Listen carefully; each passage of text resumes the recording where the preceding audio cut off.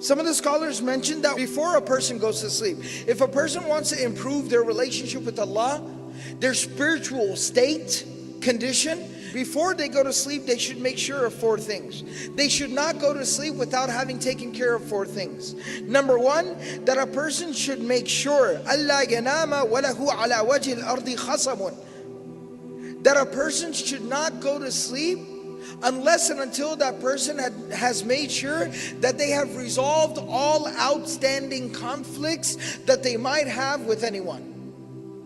Settle your affairs, settle your issues.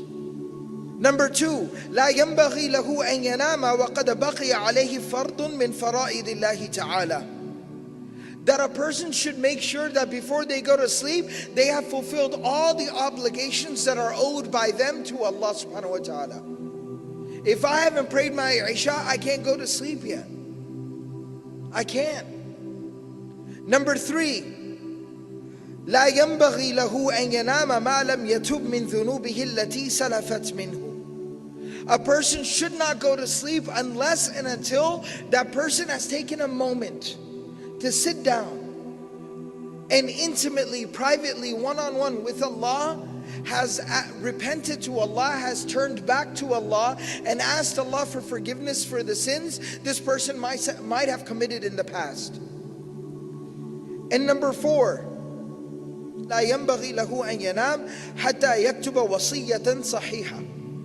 A person, before they go to sleep, they should make sure that at least on a basic level, they have made sure that all their, all the major arrangements have been made, just in case if this person will not wake up the next morning.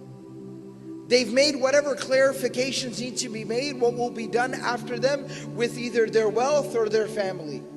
And again, that doesn't seem, for a lot of us, we think that's a very morbid idea. Plan my death before I go to sleep.